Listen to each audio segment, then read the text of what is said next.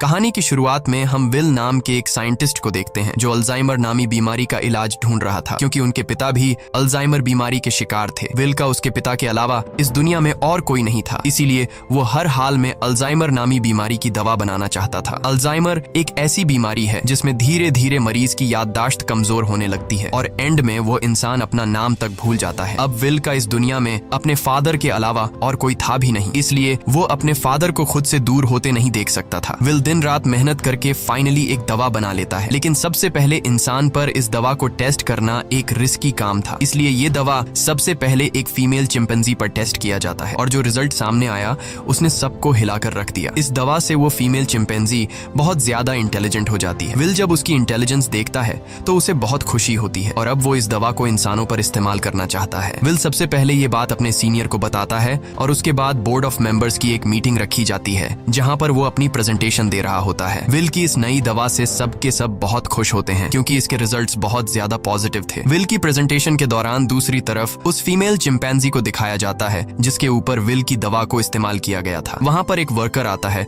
जो उसे वहां से दूसरी जगह शिफ्ट करना चाहता है, लेकिन आज उस चिंपैंजी का नेचर थोड़ा अलग था। वो उस जगह से दूसरी जगह शिफ्ट नहीं होना चाहती थी। जब वर्कर जबरदस्ती करता है तो उस चिंपैंजी को बहुत गुस्सा आता है। वो उस वर्कर का हाथ पकड़ लेती है और उसके बाद वहां से निकलकर चारों तरफ तोड़फोड़ करना शुरू कर देती है। वो काबू से बाहर हो गई और उस जगह पहुंच जाती है जहां पर बोर्ड ऑफ मेंबर्स की मीटिंग चल रही होती है। यहाँ पर विल चाहकर भी उसे कंट्रोल नहीं कर पाता क्योंकि ये चिंपैंजी बहुत ज्यादा गुस्से में होती है, इसलिए इस चिंपैंजी को गोली मारनी पड़ती है जिससे उस चिंपैंजी की मौके पर ही मौत हो गई। इस हादसे के बाद बोर्ड के मेंबर्स ने ये माना कि विल की दवा की वजह से ये चिंपैंजी एग्रेसिव हो गई थी और अब चिंपैंजी की मौत के साथ साथ विल का ये पूरा का पूरा एक्सपेरिमेंट भी पूरी तरह से खत्म हो गया है। बोर्ड के मेंबर्स ने लैब में रखे सारे चिंपैंजी को मारने का हुक्म दिया क्योंकि उन पर भी विल की बनाई हुई दवा का इस्तेमाल किया गया था। हालांकि विल अपने बॉस को कन्विंस करने की कोशिश करता है कि मेरी दवा में कोई प्रॉब्लम नहीं है, लेकिन उसका बॉस साफ साफ मना कर देता है। वो कहता है कि अगर तुम्हारी दवा में प्रॉब्लम नहीं होती तो वो चिंपैंजी इतना ज्यादा अग्रेसिव नहीं होती। विल की 5 सालों की एक्सपेरिमेंट अब जाया हो गई थी। वो अंदर लैब की तरफ जाता है, तभी उसके पास लैब का केयर टेकर आता है और उसे बताता है कि आपकी दवा में कोई भी प्रॉब्लम नहीं है। दरअसल चिंपैंजी आपकी दवा की वजह से अग्रेसिव नहीं हुई थी, बल्कि उसने उसी वक्त एक बच्चे को जन्म दिया था जिस वजह से वो गुस्से में आ गई थी क्योंकि उसे वहां से शिफ्ट किया जा रहा था। और अब विल को पूरी बात समझ में आ जाती है। वो वर्कर उसे कहता है कि मैंने बॉस के कहने पर उन सारे चिंपैंजीज को मार दिया और उस बच्चे को नहीं मार पाया जो अभी अभी पैदा हुआ है। उसके बाद विल बिना किसी को बताए चुपके से उस बच्चे को अपने घर ले आता है जहाँ पर विल के फादर भी होते हैं और यहाँ पर हमें दिखाया जाता है कि ये चिंपैंजी का बच्चा छोटा तो है लेकिन उसका दिमाग इंसानों की तरह तेज है। बहुत जल्दी वो विल के पिता से घुल मिल जाता है और विल के पिता उसे नाम देते हैं सीजर। धीरे धीरे 3 साल बीत जाते हैं और अब वो चिंपैंजी का बच्चा जिसका नाम सीजर है वो बहुत ज्यादा स्मार्ट हो चुका है। वो पढ़ सकता है, गेम्स खेलता है और बिल्कुल इंसानों की तरह हर एक काम को करता है। बस वो सिर्फ एक चीज नहीं कर सकता और वो है इंसानों की तरह बोलना, पर वो इंसानों की बातचीत को अच्छी तरह से समझ सकता है। वहीं विल के पिता को दिखाया जाता है जिनकी अल्जाइमर बीमारी की वजह से दिमागी हालत काफी ज्यादा खराब हो चुकी है, यहाँ तक कि उनकी नर्स भी उनका ध्यान रखने से मना कर देती है। वो विल से कहती है कि तुम्हारे पिता को अब हॉस्पिटल की जरूरत है, घर पर उनका टेक केयर नहीं किया जा सकता। विल अपने पिता की हालत देखकर उसे बहुत दुख होता है और अगले दिन जब वो लैब में जाता है तो चुपके से उस दवा को लेकर आता है जो उसने सीजर की मॉम को और बाकी चिंपैंजीज को दी थी और ये दफा उसने स्पेशली अपने पिता के अल्जाइमर बीमारी के लिए बनाई थी। वो जानता था कि उसके पिता का बचना अब नामुमकिन है, इसलिए वो ये रिस्क लेता है और अपने पिता को अल्जाइमर की वो दवा इंजेक्ट कर देता है। विल के पिता पहले इंसान होते हैं जिनके ऊपर इस अल्जाइमर की दवा को यूज किया जाता है। विल रात भर सो नहीं पाता क्योंकि उसे डर लगता है कि कहीं उसके पिता को कुछ हो न जाए और अगली सुबह विल देखता है कि उसके पिता पियानो बजा रहे हैं। वो पूरी तरह से ठीक हो चुके हैं। विल ये देखकर बहुत खुश होता है, यानी उसकी दवा ने उसके पिता को पूरी तरह से ठीक कर दिया है। वहीं हमें सीजर को दिखाया जाता है जो खिड़की से कुछ बच्चों को साइकिल चलाते हुए देखता है। सीजर का भी मन करता है कि वो भी उन बच्चों की तरह साइकिल चलाए, इसलिए वो पड़ोस के घर में चला जाता है, पर इस घर का मालिक बहुत ही खड़ूस इंसान था। वो सीजर को देख लेता है। अब वो सीजर को मारने के लिए बेसबॉल का बैट उठाकर उस पर हमला कर देता है, लेकिन उससे पहले कि वो उसे बुरी तरह से मारता, यहाँ पर विल और उसके पिता सीजर को बचा लेते हैं। विल पड़ोसी को समझाने की कोशिश करता है कि ये सिर्फ खेलने की कोशिश कर रहा था, इससे तुम्हें कोई खतरा नहीं है। पड़ोसी कहता है कि ये मेरे बच्चों को नुकसान पहुंचा सकता है और अगर ये बंदर का बच्चा दोबारा यहाँ पर आया तो मैं इसे मार दूंगा। यहाँ पर सीजर के पैर पर चोट लग गई होती है, इसलिए विल उसे डॉक्टर कैरोलिन के पास ले जाता है और जब कैरोलिन उसका इलाज करती है तो उसे पता चलता है कि ये बहुत ज्यादा इंटेलिजेंट है क्योंकि सीजर विल से इशारों में बात कर रहा होता है। जल्द जल्द ही विल और डॉक्टर कैरोलिन की आपस में दोस्ती हो जाती है। कैरोलिन को सीजर बहुत पसंद आ जाता है, इसलिए वो विल के घर आना शुरू कर देती है, जहाँ उसे पता चलता है कि सीजर हमेशा घर पर रहता है, उसे बाहर नहीं ले जाया जाता, इसीलिए सीजर हमेशा खिड़की से बाहर देखता रहता है। कैरोलिन विल से कहती है कि हमें उसे बाहर ले जाना चाहिए। विल को ये आइडिया पसंद आया और अगले दिन विल और कैरोलिन सीजर को पास के एक जंगल में ले गए, जिसका नाम रेडवुड है। वह खूबसूरत जंगल सीजर के लिए किसी जन्नत से कम नहीं था। सीजर को ये जगह बहुत पसंद आई और इसी तरह से 2 साल और बीत जाते हैं। अब विल और कैरोलिन एक दूसरे के साथ रिलेशनशिप में आ चुके हैं। सीजर भी अब बड़ा हो चुका है और ये लोग हमेशा उस जंगल में आते। एक दिन जब ये लोग रेडवुड जंगल में होते हैं तो वहाँ एक फैमिली आती है जिनके पास एक डॉग होता है जिसके गले में पट्टा बांधा गया होता है। वह डॉग सीजर पर भौंकने लग जाता है, जिसे देखकर सीजर बहुत ज्यादा मायूस हो जाता है। सीजर इसलिए मायूस नहीं होता कि डॉग ने उस पर भौंका, बल्कि वो डॉग के गले में पट्टा देख लेता है और पट्टा तो उसके गले में भी विल ने बांधा था। वो विल से इशारे में पूछता है, क्या मैं तुम्हारा कोई पालतू जानवर हूँ? जिस पर विल जवाब देता है, नहीं, तुम पालतू नहीं हो, तुम मेरे बेटे हो। पर सीजर अब समझदार हो चुका था। वो अपने बारे में जानना चाहता था कि वो कौन है और कहाँ से आया है, इसलिए विल सीजर को अपनी लैब के बाहर ले जाता है और बताता है कि तुम्हारी मॉम यहाँ पर थी, हमने उसके ऊपर एक दवा का इस्तेमाल किया था और उसी दवा की वजह से आज तुम इतने ज्यादा इंटेलिजेंट हो। अब सीजर को अपने बारे में सब कुछ पता चल चुका है। इसके बाद ये लोग घर आते हैं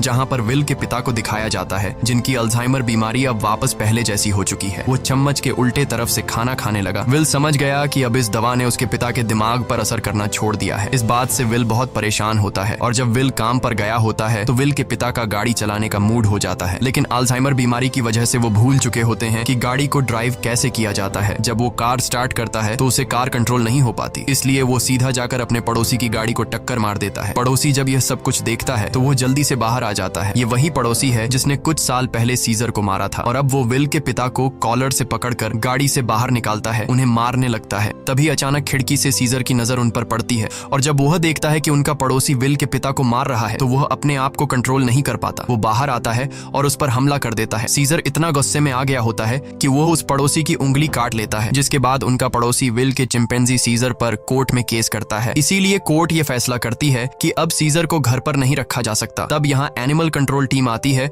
और वो सीजर को उस जगह ले जाते हैं जहाँ पर और भी चिंपैंजीज रहते हैं। सीजर को लगा कि वो यहाँ घूमने के लिए आया है, इसलिए वो एक्टिविटी हॉल को देखकर खुश था, लेकिन उसे पता नहीं था कि अब वो यहाँ हमेशा के लिए कैद रहने वाला है। सीजर जब विल को यहाँ से जाते देखता है तो वो उसके पास दौड़कर आता है, लेकिन अब सीजर उस जगह में कैद हो चुका था। सीजर विल के पास आया और शीशे के दूसरी ओर से इशारे करने लगा कि मुझे भी अपने साथ ले चलो, लेकिन विल मजबूर है और वो कहता है कि तुम्हें अब यहीं पर रहना होगा। इस बात से सीजर को बहुत दुख होता है और विल उसे यहीं पर छोड़कर चला जाता है। दूसरी तरफ विल के पिता को दिखाया जाता है, जो एक बार फिर पूरी तरह से अल्जाइमर के शिकार हो चुके हैं और विल अब पहले से भी ज्यादा स्ट्रॉन्ग दवा बनाएगा ताकि वह अपने पिता की बीमारी को हमेशा के लिए ठीक कर दे। विल यह बात अपने बॉस को बताता है कि वह दवा जो मैंने पहले बनाई थी, मैंने अपने पिता के ऊपर इस्तेमाल की थी। वो पूरी तरह से ठीक हो गए थे, लेकिन ज्यादा वक्त तक नहीं। अब वो दोबारा से कमजोर हो रहे हैं, इसलिए अब मैं पहले से भी ज्यादा स्ट्रॉन्ग दवा बनाना चाहता हूँ। उसका बॉस उसे इजाजत दे देता है। दूसरी तरफ सीजर को दिखाया जाता है, जो बहुत ही ज्यादा उदास था। उसे उम्मीद थी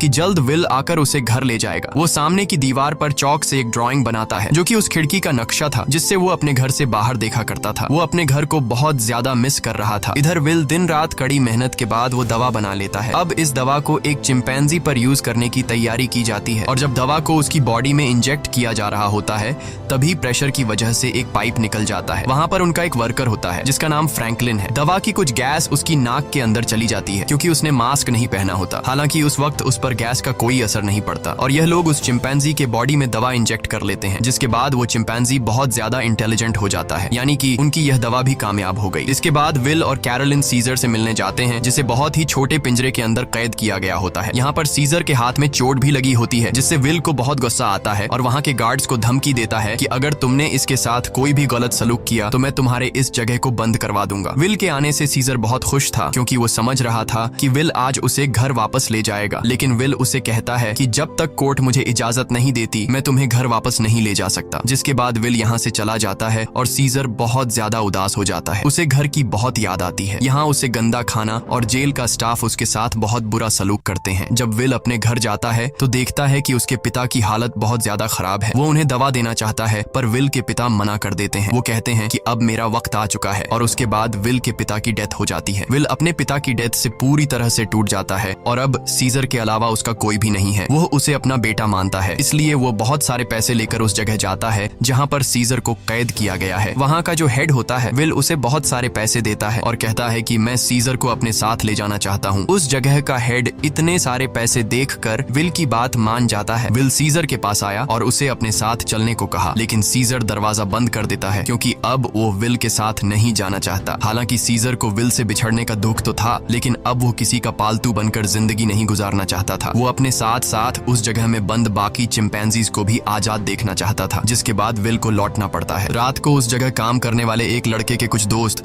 यहाँ पर चिंपैंजीज को देखने के लिए आते हैं और जब इनमें से एक लड़का सीजर के पास आता है तो सीजर उसे पकड़कर अपनी तरफ खींचता है और उसकी जेब से चाकू निकाल लेता है। उस चाकू से सीजर रात को अपने सेल का गेट खोल लेता है। उसके बाद वो सेल से निकलकर चुपके से छत के रास्ते से होते हुए सीधा विल के घर पहुंच जाता है, जहां पर उसे वो नई दवा मिल जाती है जो विल ने अल्जाइमर के नए पेशेंट्स के लिए बनाई थी। और अब इस दवा को लेकर वापस वो उसी जगह आ जाता है जहां पर बाकी चिंपैंजीज को कैद किया गया है और वहां पर उस दवा को खोल देता है, जिससे सारी की सारी गैस चिंपैंजीज इनहेल कर लेते हैं। जिसके बाद सबके सब चिंपैंजीज सीजर की तरह इंटेलिजेंट हो जाते हैं। उनके अंदर सोचने समझने की शक्ति आ जाती है और सीजर का पहला मिशन भी यही था कि सब चिंपैंजीज मेरी तरह इंटेलिजेंट हो जाएं, तभी हम सब इस जगह से भाग पाएंगे। और वो ऐसा करने में कामयाब हो गया। लेकिन दूसरी तरफ फ्रैंकलिन, जिसका गलती से वो गैस नाक के जरिए अंदर चली गई थी, उसकी डेथ हो जाती है। इसका मतलब ये है कि यह दवा सिर्फ चिंपैंजीज पर असर करती है और इंसानों को यह दवा मार देती है। वहीं सीजर को दिखाया जाता है जो अब बाकी चिंपैंजीज के साथ उस जगह से भागना चाहता है, लेकिन तभी वहां का एक वर्कर जो सब चिंपैंजीज को बहुत टॉर्चर किया करता था वो आ जाता है और जब वो अपनी करंट वाली स्टिक से उन्हें करंट लगाने की कोशिश करता है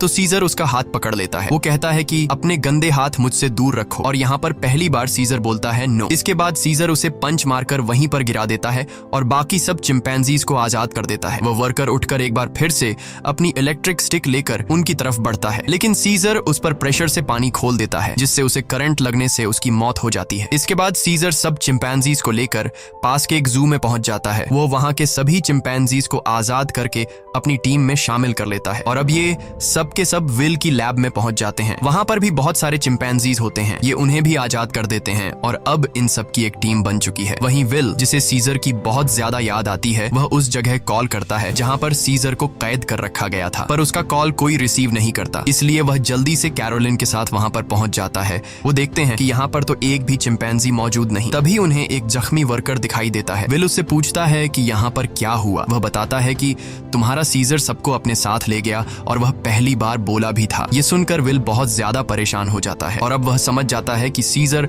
अपने सभी साथियों के साथ रेडवुड जा रहा है, जहां पर बचपन में उसे ले जाया करता था। सीजर शहर के रास्ते से अपने साथियों के साथ आगे की तरफ बढ़ रहा होता है। रास्ते में एक ब्रिज आता है जहां पर पुलिस उनका रास्ता रोक लेती है और इसके बाद चिंपैंजीज और पुलिस के बीच में एक बहुत बड़ी फाइट होती है। हालांकि सीजर का मकसद इंसानों को चोट पहुंचाना नहीं था, बल्कि अपने चिंपैंजी भाइयों को आजाद करके उन्हें रेडवुड जंगल तक पहुंचाना था। उनके ऊपर हेलीकॉप्टर से हमला किया जाता है और जब सीजर को नुकसान पहुंचने वाला होता है तो तभी वहां पर एक गोरिल्ला हेलीकॉप्टर के ऊपर कूद जाता है और हेलीकॉप्टर को क्रैश कर देता है, जिससे उसकी जान चली जाती है। और तभी वहां पर कोबा नामी चिंपैंजी आता है। कोबा वही चिंपैंजी है जिसकी बॉडी पर लैब में एक्सपेरिमेंट किया गया था, जो उस आदमी को मार देता है जो हेलीकॉप्टर से उन पर गोलियां चला रहा था। यहाँ जब एक गोरिल्ला पुलिस वाले को चीरने वाला था तब सीजर उसे रोक लेता है, क्योंकि सीजर पुलिस वालों को रोकना चाहता था, उन्हें मारना नहीं। अब ये सब के सब ब्रिज को क्रॉस कर रेडवुड पार्क पहुंच जाते हैं, जहां पर विल भी कुछ देर में पहुंच जाता है। वो सीजर को आवाजें देने लगता है। इस दौरान एक दूसरा चिंपैंजी विल पर हमला करने वाला होता है कि तभी सीजर उसे रोकता है। विल सीजर से कहता है कि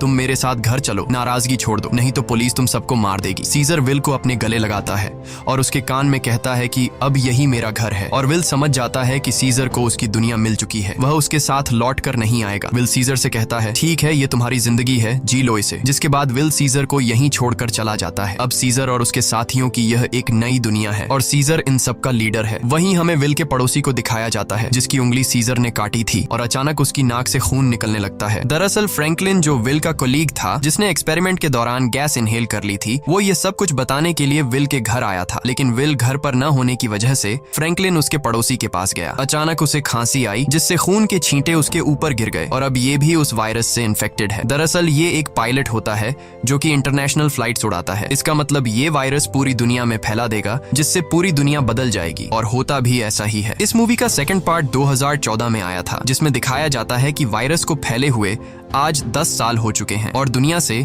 इंसानों की बहुत बड़ी आबादी खत्म हो चुकी है। जहां एक तरफ इंसानों की आबादी कम हो रही थी, दूसरी तरफ चिंपैंजीज की जनरेशन बढ़ती जा रही थी। ये सभी उस जंगल में पूरी तरह से फैल चुके थे और वो सभी अब पहले से भी ज्यादा स्ट्रांग हो चुके थे। यहाँ हमें सीजर को दिखाया जाता है। वो अब भी सभी चिंपैंजीज का लीडर है और इस जंगल में सीजर का ही राज चलता है। इस जंगल में अब इंसानों का आना मना है। सीजर का अब एक बेटा हो चुका है जिसका नाम ब्लू आई है। एक दिन सीजर का बेटा जब अपने दोस्त के साथ जंगल में घूम रहा होता है, तभी उनके सामने एक इंसान आ जाता है जो जंगल में अपनी टीम के साथ हाइड्रो इलेक्ट्रिक डैम देख रहा होता है ताकि पूरे शहर को इलेक्ट्रिसिटी दोबारा से दी जा सके और ये डैम चिंपैंजीज के इलाके में है। अब वो आदमी जब सीजर के बेटे ब्लू आई और उसके दोस्त को देखता है तो वो बहुत ज्यादा डर जाता है और अपनी गन निकाल लेता है। सीजर का बेटा भी घुर्राने लगता है। वो आदमी डर कर गोली चला देता है जिससे सीजर के बेटे का दोस्त घायल हो जाता है। गोली की आवाज सुनकर सभी चिंपैंजीज यहाँ पर आ जाते हैं। साथ ही जिस आदमी ने गोली चलाई होती है उसके साथी भी आ जाते हैं जो यहाँ पर डैम ढूंढ रहे होते हैं। चिंपैंजीज उन्हें मारना चाहते हैं। वो सब उन लोगों पर बहुत ज्यादा गुस्सा होते हैं। तभी इंसानों के ग्रुप का लीडर आगे आता है जिसका नाम मैल्कम है। वो सीजर से बात करता है। वो उसे बताता है कि हम यहाँ पर किसी को नुकसान पहुंचाने के लिए नहीं आए, हम तो बस यहाँ सिर्फ शहर की बिजली ठीक करने के लिए डैम ढूंढ रहे हैं। सीजर उससे कहता है चलो ठीक है, इस बार तुम आ गए लेकिन दोबारा यहाँ पर मत आना, तुम सब यहाँ से चले जाओ। अब वो सब के सब यहाँ से चले जाते हैं और इन्हीं चिंपैंजीज में जो कोबा होता है जिसके ऊपर कभी इंसानों ने एक्सपेरिमेंट्स किए थे, जो इंसानों से बहुत ज्यादा नफरत करता है, वो सभी चिंपैंजीज से कहता है कि इंसान दोबारा से हमारे इलाके में आ गए हैं, वो हमें फिर से नुकसान पहुंचाएंगे, इसलिए इंसानों को हमें अपनी ताकत दिखानी होगी। और सीजर भी अब उसकी बातों में आ जाता है और ये सब तय करते हैं कि ये इंसानों की बस्ती में जाएंगे।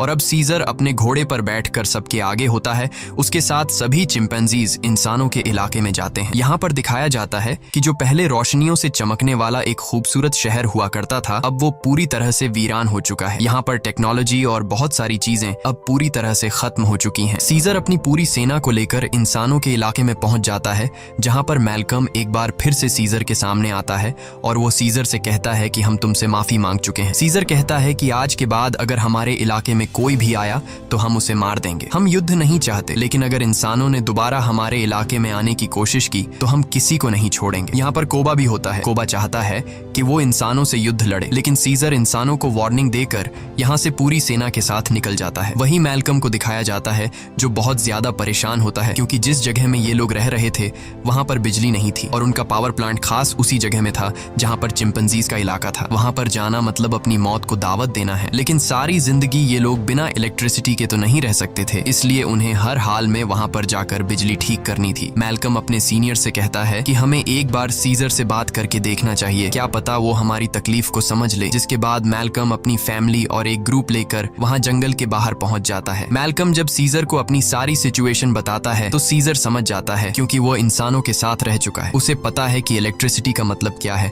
और इंसानों के लिए वो कितनी जरूरी है। सीजर कहता है ठीक है, तुम लोग अंदर आ सकते हो, मगर एक शर्त पर, तुम्हें सारे हथियार हमारे हवाले करने होंगे। मैल्कम मान जाता है और अब अपनी टीम के साथ वो उस जगह पहुंच जाता है जहां पर पावर प्लांट है और इसके बाद ये लोग वहां पर काम करना शुरू कर देते हैं। मैल्कम की वाइफ और उसका बेटा चिंपैंजीज के बच्चों से बहुत जल्दी घुल मिल जाते हैं और जब ये लोग पावर प्लांट पर काम कर रहे होते हैं तभी एक चिंपैंजी को वहां पर छुपी हुई एक गन मिलती है और वो गन सीधा वो लेकर जाता है सीजर के पास। और जब सीजर को पता चलता है कि इंसान अपने साथ छुपाकर यहाँ पर गन लाए हैं तो उसका गुस्सा एक बार फिर से भड़क जाता है और वो मैल्कम और उसके साथियों से कहता है तुम जंगल छोड़कर चले जाओ। लेकिन तभी सीजर को पता चलता है कि उसकी पत्नी जो बहुत लंबे समय से बीमार थी, मैल्कम की पत्नी ने उसे दवा दी थी जिससे अब वो पूरी तरह से ठीक हो गई। ये देखकर सीजर इंसानों को एक और मौका देता है। वो कहता है तुम्हारे पास एक दिन और है, तुम इस पूरे पावर प्लांट को ठीक कर सकते हो और इसके बाद यहाँ से चले जाना। दरअसल मैल्कम का एक साथी जो कभी एक पुलिस ऑफिसर हुआ करता था, उसे चिंपैंजीज पर बिल्कुल भरोसा नहीं है। वो उनसे नफरत करता है